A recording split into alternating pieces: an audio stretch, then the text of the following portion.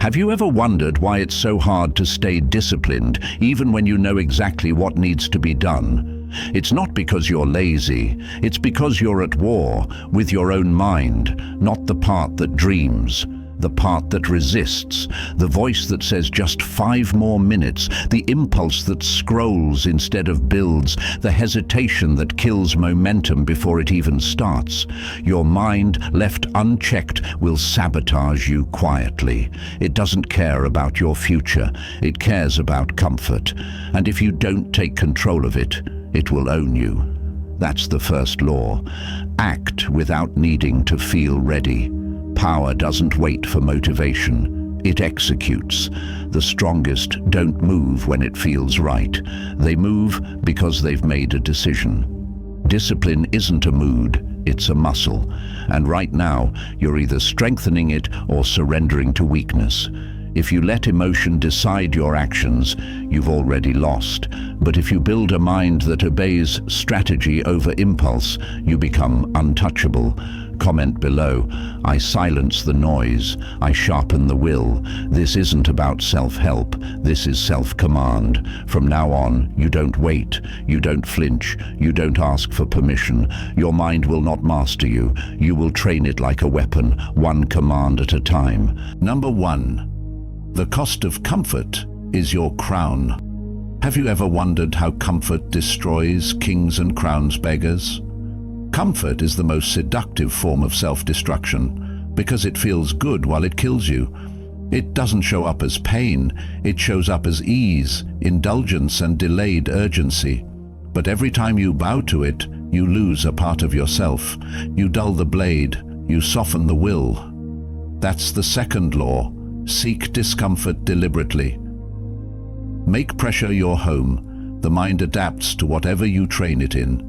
Train it in comfort, and it breaks under tension. Train it in tension, and it becomes unbreakable. Stop treating discipline like punishment. It's preparation. Stop waiting for conditions to be perfect. You're not here to feel safe. You're here to become dangerous, and danger is born in discomfort. Comment below. Comfort is a lie. I choose pressure. The more you run toward what others avoid, the fewer limits your mind will obey. Let them relax. You build. Number 2. Kill the need for motivation. Motivation is a scam. It's emotional bait, a temporary high that leaves you stranded the moment it fades. If your discipline depends on motivation, you're already owned by your moods, and moods are weak. They shift with weather, sleep, noise, and doubt. That's why the third law is simple. Do it whether you feel like it or not. High performers don't chase motivation. They build systems that run without permission, routines that don't negotiate. While others wait for the perfect moment, the disciplined execute, cold, early, and without applause. Motivation is loud, discipline is silent. One creates a burst, the other builds a legacy. You want power? Start ignoring how you feel and start obeying what you said. You don't rise by feeling inspired. You rise by becoming immune to excuses. Discipline isn't something you feel, it's something you become. Comment below, I don't need motivation, I follow command.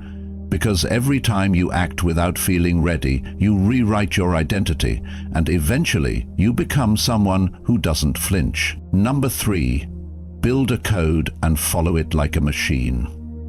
Weak minds drift like leaves in the wind, tossed around by feelings, distractions, and the opinions of others. They wake up with no aim, move with no strategy, and end the day wondering why nothing changes. Strong minds don't live like that. Strong minds are governed, not by chaos, not by moods, but by a personal code, a system of unshakable laws written not in ink, but in blood and repetition. That's the fourth law. Build a code so sharp it slices through chaos, then follow it like a machine. You see, most people float through life hoping things will get better. They wait for motivation, opportunity, or the perfect conditions to strike. And while they wait, their mind decays, their identity dissolves. Days blur into weeks and months into years, and still they remain the same. Why? Because they never committed to a code. They never told themselves, this is who I am, this is how I operate, no exceptions. But you don't get that luxury anymore. Not if you want power. Not if you want command over your mind. You weren't born to improvise your life like a jazz song. You were born to rule yourself like a general commands an army. Strategy, order, consequence. A personal code is not a list of goals. It's not a motivational quote on your wall. It's a mental operating system that overrides excuses. It's a contract you sign with yourself, where the penalty for disobedience is loss of identity. And here's the brutal truth. If you keep breaking promises to yourself, eventually you'll stop believing your own thoughts.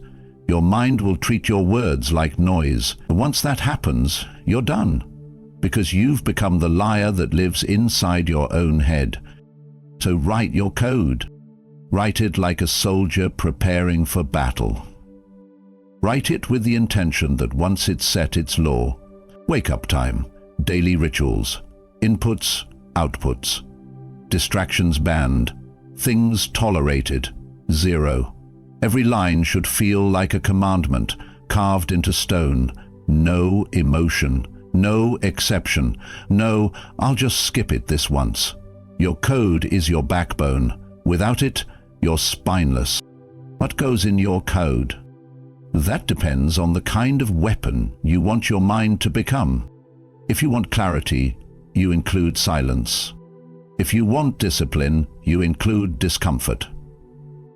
If you want power, you include solitude, hard work, and strategic restraint. Let me give you an example. Imagine waking up at 5:30 a.m. every day. No alarms, just internal command. No scrolling, no news, no dopamine flooding.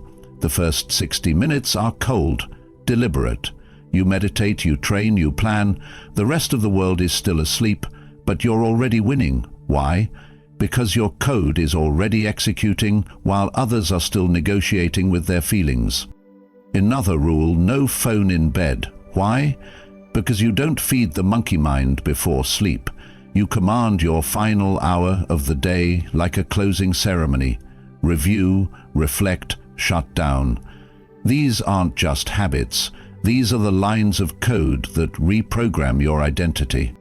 But the most important part of your code isn't what's written. It's that you never break it. You don't follow your code when you feel like it. You follow it because it's non-negotiable. You don't make decisions based on your current mood. You make decisions based on your highest principle, and you obey it even when no one is watching. That's what builds trust within yourself. That's what builds psychological self-respect. And once you respect your own internal authority, the outside world loses its power over you. Let's go deeper. You follow a code. You're not just becoming disciplined. You're becoming predictable to yourself, which is one of the highest forms of power, because once you're predictable, you eliminate hesitation. You remove decision fatigue. You become efficient, sharp, untouchable. Discipline doesn't tie you anymore, it energizes you. Your code becomes your compass, your armor, your edge. And when life hits, you don't collapse. You default to structure. People talk about self-control like it's a feeling. It's not. Self-control is architecture. You don't resist temptation in the moment. You remove it before it arrives. You don't rely on willpower. You rely on systems. But make no mistake, there will be moments where your code feels too heavy, where you want to loosen your grip, where your body screams for softness. That's the test. That's where identity is either sharpened or shattered. You have to become ruthless in enforcing your standards. You have to hold the line with a cold face and a locked jaw, because when you break your code once, the mind registers it as permission. And the next time, it gets easier to betray yourself.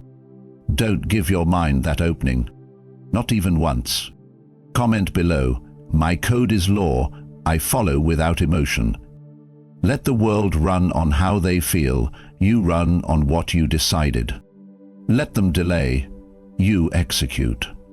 And if you're still wondering how far this can take you, ask yourself this. What would your life look like if everything in your day was decided before the day began?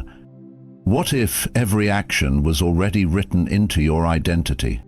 No hesitation, no emotional chatter, just calm execution. That's what happens when a man or woman builds a personal code and follows it like a machine. You don't just become productive. You become untouchable. Number 4, train the voice inside your head. The voice inside your head is either a weapon or a traitor. It builds you up or it slowly breaks you down. The most dangerous enemy isn't out there. It's the one hiding in your own dialogue. Not the loud critic in the comments, not the enemy across the table, but the whisper in your mind that says, "You can't. Just do it later. This is too much." That internal voice will decide who you become, and yet most people never train it. They let it run wild, on autopilot, repeating childhood fears, echoing society's limitations, playing old tapes from failure, rejection, and self-doubt. They think it's truth, but it's just repetition. Garbage thoughts, played again and again, until belief forms. And belief, that's what you start obeying. That's the 5th law. Speak to yourself with command, not comfort. Your inner voice should not be kind.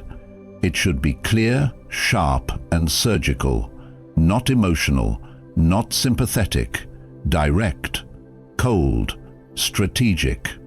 Because every word you speak in your mind becomes a brick in your identity.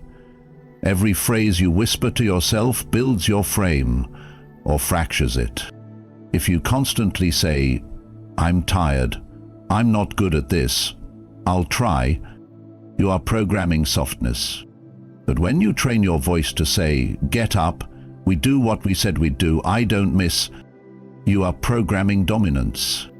You see, the mind listens, and over time it obeys. Your nervous system doesn't know the difference between what's real and what's repeated. If you constantly repeat strength, you build it. If you repeat excuses, they become your script.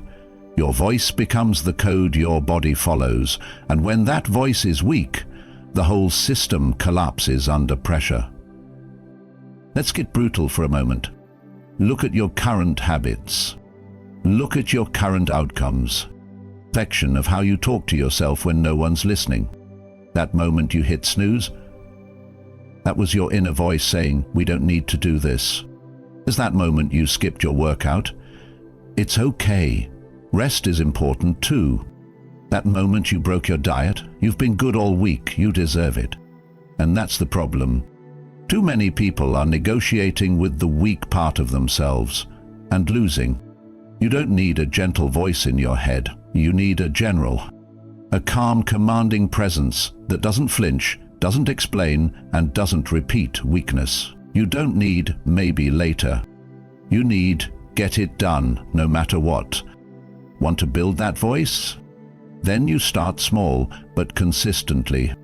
When you wake up and don't want to move, say, "We move anyway." When your mind wants to scroll, say, "We work now, scroll later," or never. When you want to quit early, say, "We finish, period." And say it out loud if you have to. Your nervous system needs to hear you lead. Because let's get this straight. If you can't lead yourself, no one will follow you. Not in business, not in relationships, not in life. You are either commanding your thoughts or you're a puppet of them. Let's take this deeper. The Stoics, men like Marcus Aurelius, trained their inner voice daily. They journaled not for inspiration but for internal discipline. They wrote truth into themselves with each sentence. You are not disturbed by events but by your interpretation of them. That's not philosophy. That's voice training. And it rewired how they responded to everything: pain, chaos, death, betrayal. Now ask yourself, Have you trained your inner voice to speak like that? Or are you still letting it replay every wound, every failure, every doubt? Because here's the cold truth.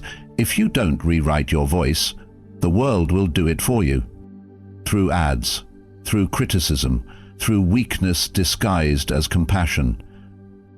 And if the world trains your voice, it will become average, soft, obedient, and eventually forgotten. Comment below, I don't follow feelings, I follow command. This is your new standard. You don't chase moods. You don't follow comfort.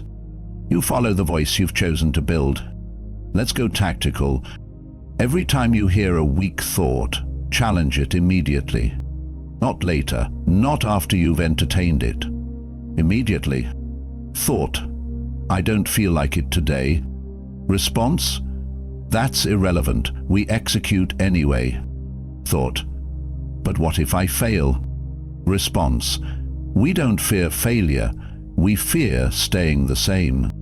Thought, just this once. Won't hurt. Response, that's what losers say right before they lose again. You have to be ruthless with your internal dialogue. Because if you let even one excuse slip through, your mind takes that as permission. And here's something no one tells you. You can't be mentally strong if you allow weak language in your thoughts. Words matter, tone matters, command matters. So start speaking like a leader, not a victim. Start speaking like a builder, not a beggar. Start speaking like someone who's not waiting to be rescued, because they already rescued themselves. From what? From the voice that used to run the show. You are not your thoughts. You are the architect of them. And it's time to start building like it. Comment again, my voice leads, my mind follows. Let that become your new programming. This is how warriors are made. Not in the gym, not in the spotlight, but in the dark, when no one's watching. When the only thing between success and surrender is the sentence in your head. You either command it, or it corrupts you. Train it, daily, deliberately, without emotion, until your default setting becomes discipline. Until your mind doesn't ask permission, it just moves. Because when your inner voice is mastered, the outside world has nothing left it can use against you. Number 5, stop negotiating with your weak side. You already know what needs to be done. You've known for weeks, maybe months. The problem isn't knowledge, it's negotiation. Every time you hesitate, every time you pause to think about it, the weaker version of you steps forward, and once it takes the wheel, it drives you straight into mediocrity. That's the 6th law. Stop negotiating with your weak self. Weakness doesn't show up like a monster, it shows up in subtle whispers. Just this once. You've earned a break. Start fresh tomorrow. It's calm, it's reasonable, it even sounds kind, but don't be fooled. It's a killer wearing a smile. You cannot reason with it. You cannot debate it. You cannot plead your way into strength. You must cut it off.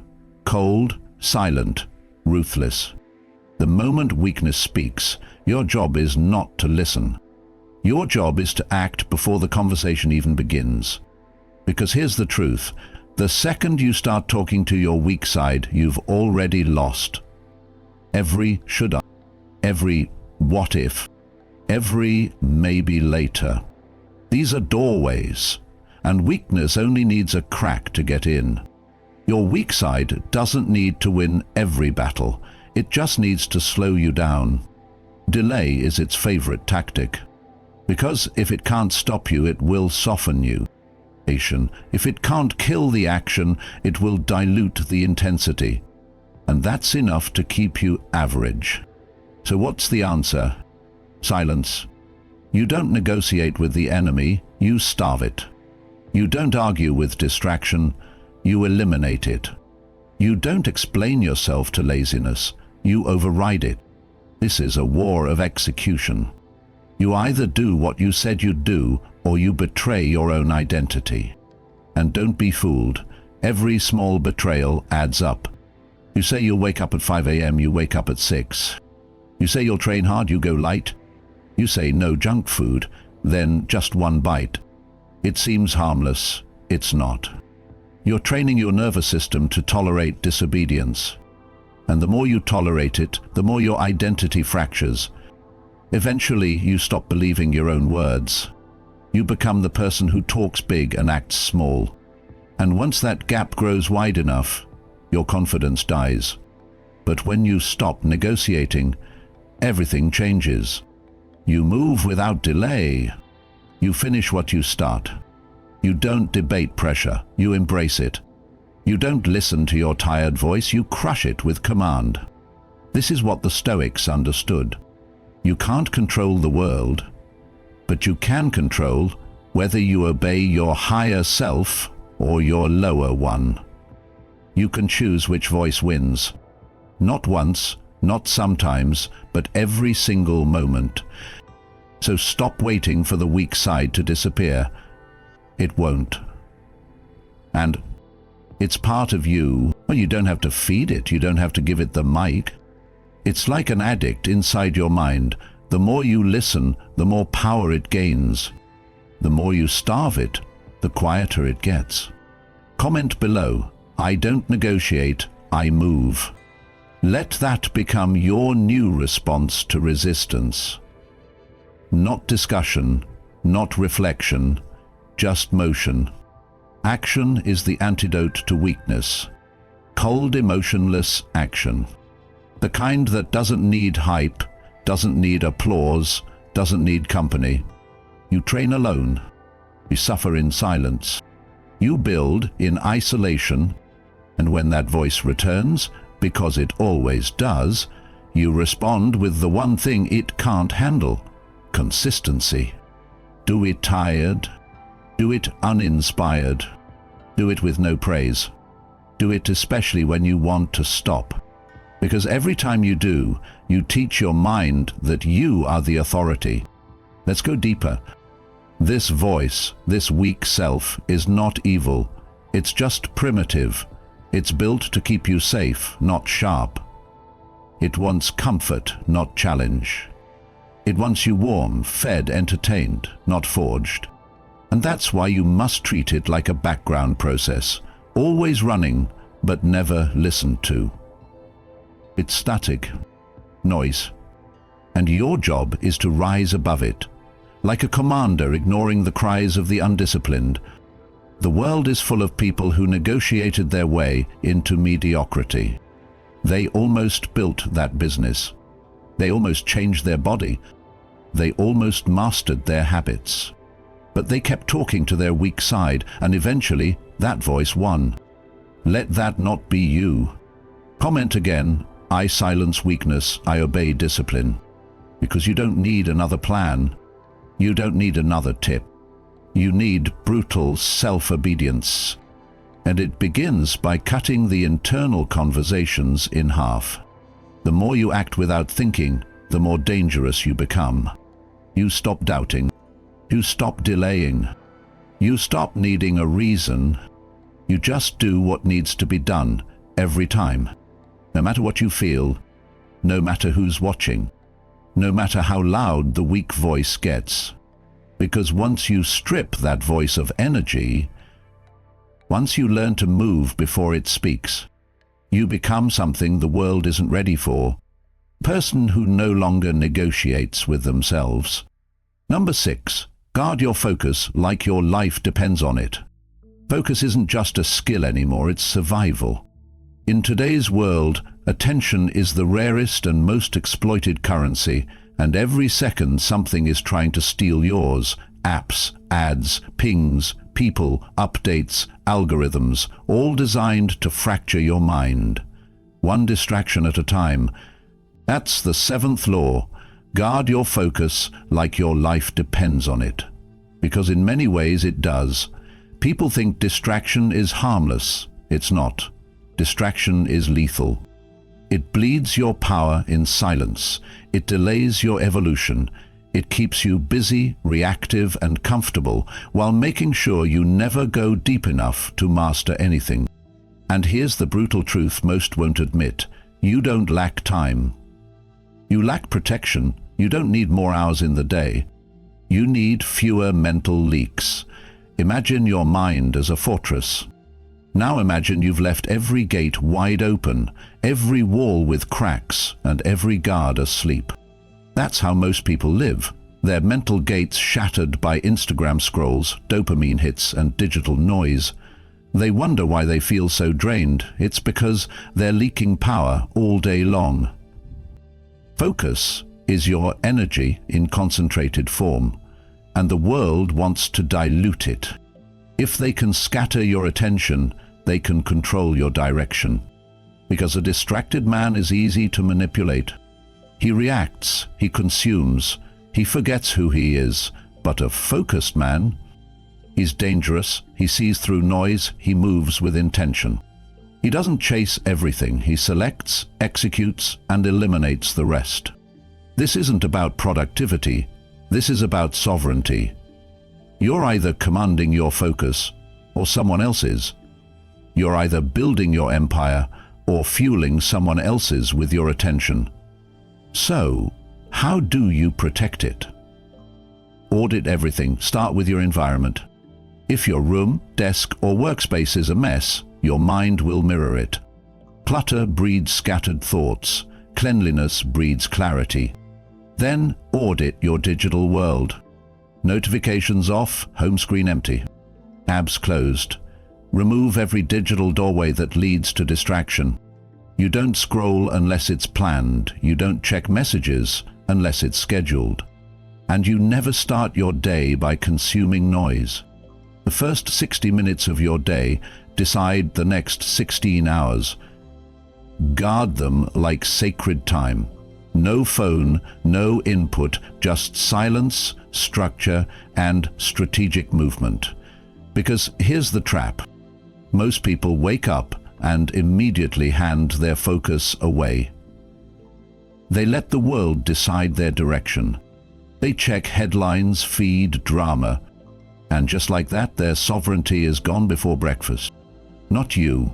You rise in silence. You move with clarity. And you don't allow anyone to enter your mental space unless they've earned the right. Comment below. My focus is a fortress. I don't let noise in. Every distraction you allow is a cost. And you pay for it with your time, your energy, your momentum. Think about it. How much power have you lost to meaningless conversations? To scrolling feeds that added zero value? To chasing things that were never aligned with your mission? Now imagine what would happen if every ounce of that energy was redirected into one goal. One target, one mission. That's how warriors operate. Not multitasking, not chasing 20 things. Mastering one. Stoicism teaches us to focus only on what we can control. But what most forget is focus is control. Your ability to direct attention is your ability to shape reality. So kill the open tabs, shut the door, put the phone in the other room.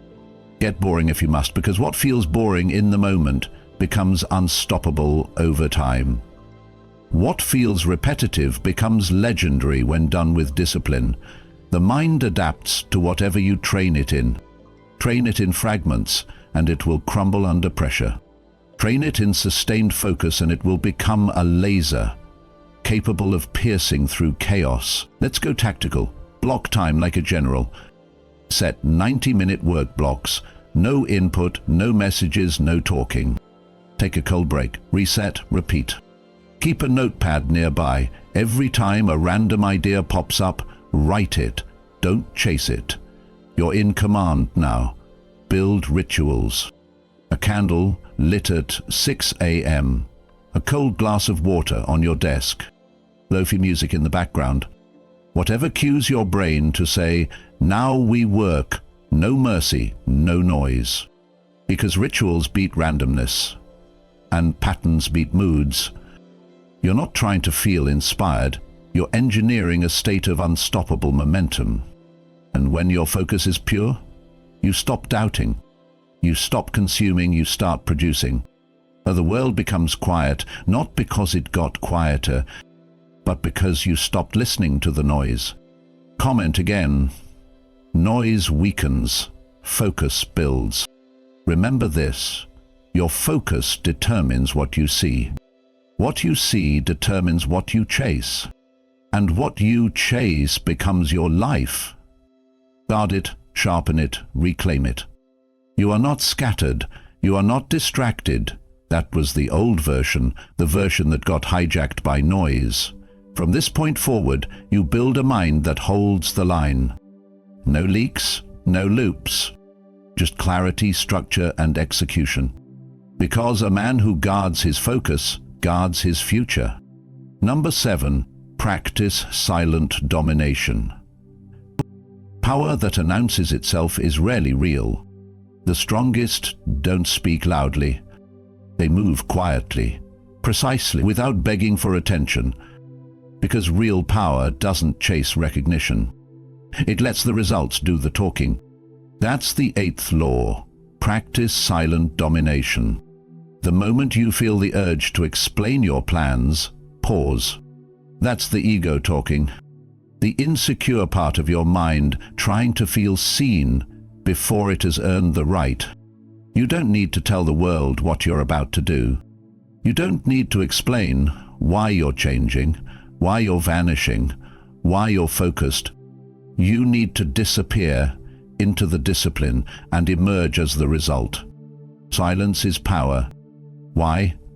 Because silence removes leverage. They can't criticize what they don't know. They can't sabotage what they can't see. They can't prepare for a storm that gives no warning. That's how you become untouchable. You let your moves go unseen until they're irreversible.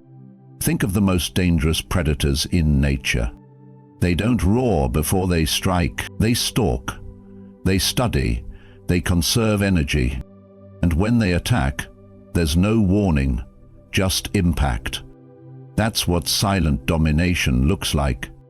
Most people want to be praised before they've done anything. They announce their goals like fireworks. They post every step like it's an achievement. They mistake visibility for power. But here's the truth. The more you speak, the more you dilute your discipline. The more you seek applause, the more you depend on it.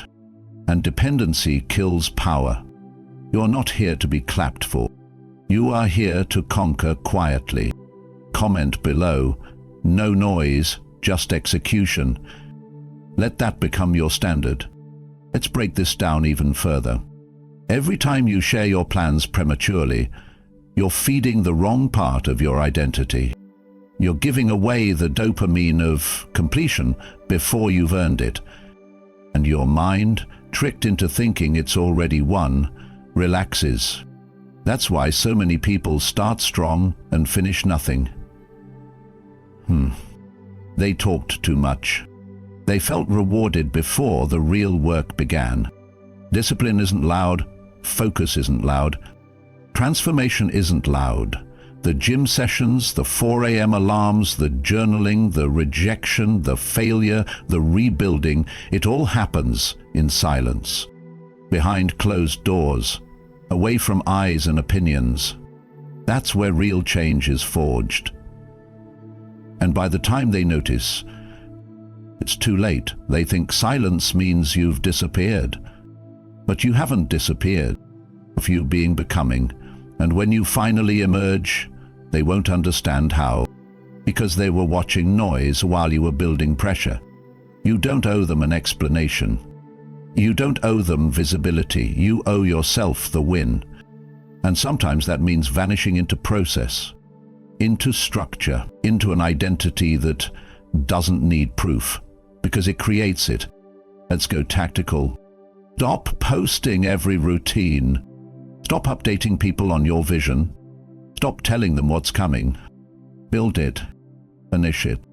Then let them choke on the silence they thought was your defeat. Because domination doesn't need witnesses. It needs patience. It needs consistency. It needs an ego that's been muzzled by clarity. Comment again. I move in silence. I arrive with force. Let's go deeper. The moment you stop trying to prove yourself, you unlock a different level of energy. You stop wasting time explaining your grind. You stop editing your process to look good from the outside. You stop asking for permission. And you start living for execution. The Stoics taught this long ago, especially Marcus Aurelius. Don't waste time arguing what a good man should be one. That's silent domination. No defense, no declarations, just discipline. The world is addicted to showing off the surface. Let them. While they broadcast their attempts, you perfect your result. While they talk about the dream, you live inside the discipline. They won't understand how you became so composed, so sharp, so consistent. It's because they never saw the hours you trained alone, the days you said no, the choices you made when it would have been easier to explain yourself instead of elevate yourself. Don't prove anything, become everything. That's your edge. That's your silence. That's your war. And when the result lands and the world looks around asking how, don't answer. Let your work say what your words never needed to. Because when you live like that, they can never stop you, because they never saw you coming. Number 8. Master time. Or be enslaved by it. Time doesn't care how you feel. It doesn't slow down when you're tired. It doesn't wait for you to figure it out. It moves relentlessly, without pause, without pity.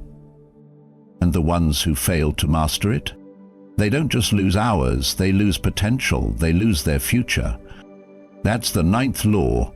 Master time, or be enslaved by it. People talk about not having enough time. That's a lie. You're not running out of time. You're leaking it. You're handing it over, minute by minute, to things that do nothing for your growth. To scrolling, to distractions, to conversations that go nowhere, to people who haven't earned a single second of your attention. Time is the most valuable currency in existence, and unlike money, you can't make more of it. You only manage how precisely you spend it. The weak spend time emotionally, the strong spend it strategically. This is where the mind must become militant. Every minute should have a purpose. Not busy work, not chaos, precision. The powerful don't fit things in. They block time like a sovereign commands a calendar. Their day is carved into non-negotiable rituals. Deep work, focus, recovery, repeat. Because time isn't just a resource, it's a reflection of who you are. Look at how a man spends his time, and I'll tell you exactly where he's going. Look at how he protects it, and I'll tell you if he'll ever escape mediocrity. The modern world will do everything it can to steal your time. Notifications, drama, false urgency, endless noise. If you don't protect your hours, they will be sold to someone else's agenda. Someone who profits off your distraction. Someone who grows while you waste your life reacting. You need to understand something very clearly. You were not born to stay busy. You were born to build. Comment below, my time is locked, my mission is non-negotiable.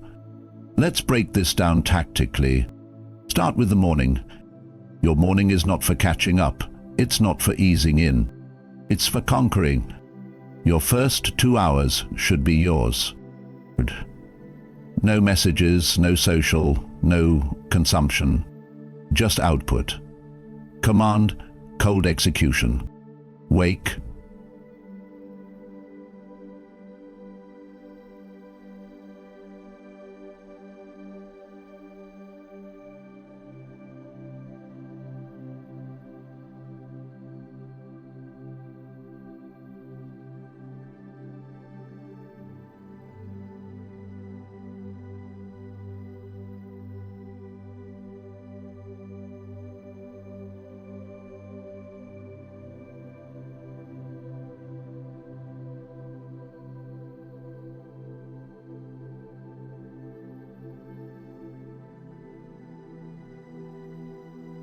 Adawangshala. Mission. You. Me. Moop. Moop. Moop. Moop. Moop.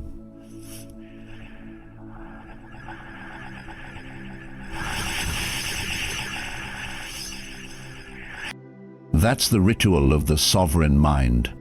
A mind that doesn't check the world until it has first controlled itself. Then your calendar. Treat it like a military operation. Work blocks are sacred. Rest blocks are strategic. Every hour has a function. If someone wants your time, it's earned, not given freely. You must learn to say no more often. Not because you're antisocial, because you're on a mission. Every yes to the wrong thing is a no to your highest purpose. And in this world, most people say yes to death by 1,000 distractions. But not you. You structure your day like a fortress. You know exactly when deep work starts, when it ends. When meals happen. When your mind recovers. When your mind sharpens again. You operate with cycles, not chaos. You respect the law of diminishing focus. You build rest into intensity, not as escape, but as reinforcement. You don't wait for time to appear. You command it in advance. You schedule your life like someone who understands that urgency isn't panic, it's clarity. The Stoics understood this. Marcus Aurelius said, "Do not act as if you were going to live 10,000 years. Death hangs over you. While you live, while it is in your power, be good. Not be busy. Be good, efficient, directed, powerful." He understood that time is a tool to be used with moral intensity. To live aligned, to think clearly, to move with honor. Let me be blunt. If you let others set your schedule, they'll trap you in mediocrity. Drag you into their urgency, their distractions, their noise. But if you own your hours, you own your output, your income, to your focus, your life. Comment again. I schedule like a sovereign. I obey my time like law. You're not here to dabble. You're here to dominate your day before it dominates you. Because once time slips through your fingers, it never comes back. You don't get to replay the week. You don't get to buy more hours. You only get what you command. So start waking up earlier than your excuses. Start eliminating time wasters like a cold strategist. Start honoring your calendar like it holds your destiny. Because it does. When your time becomes structured, your life becomes focused. When your life becomes focused, you become unshakable. No more drifting. No more, "I'll get to it." No more letting minutes bleed out through meaningless actions. From this point on, time bends to your command. Not through force, but through structure. Not through hype, but through discipline. You become someone the world can't distract. Because you've decided one thing, the clock doesn't control you. You control every tick. Number 9, make discipline your identity. Discipline is not a tactic. It's not a morning routine. It's not something you turn on when you feel like improving your life. Discipline is who you are when no one's watching. It's not a strategy, it's your identity. And until it becomes your identity, everything else will be inconsistent. That's the 10th and final law. Make discipline your identity. Because you don't rise to the level of your goals, you fall to the level of your system. And those systems are only as strong as the identity behind them. You can set 1,000 goals, you can recite affirmations all day, but if your self-image still sees you as someone trying to get disciplined, you've already lost the war. Trying implies uncertainty, trying implies inconsistency, and inconsistency kills trust, especially the trust you have with yourself. The goal is not to do discipline, the goal is to be disciplined. No performance, no pretending, just silent execution every single day, because it's who you are, it's what you do, You don't say, "I'll try to wake up early." You say, "I wake up early, period." You don't say, "I'm working on focus." You say, "I don't allow distraction. I'm built for precision." This isn't arrogance. It's alignment. You're no longer chasing hype, you're designing identity, because identity is what determines behavior, and behavior repeated becomes belief, and belief shapes destiny. Every time you act out of alignment with who you claim to be, you fracture your identity. When you say you'll train and then skip it, you don't just lose a workout, you lose part of your self-trust. When you say you're focused but spend hours scrolling, your mind registers the contradiction. It remembers. And over time, you stop believing yourself. You become someone who says big things and moves small.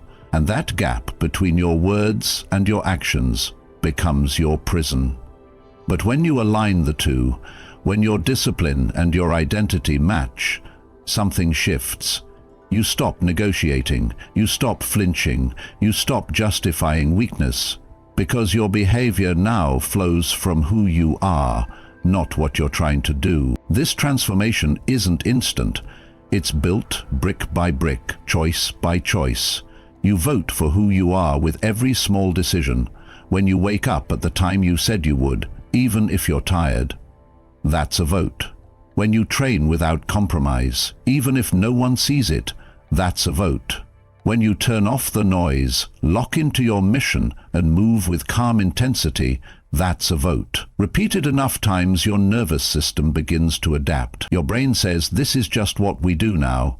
You no longer need motivation. You've replaced emotion with execution. Let me be clear.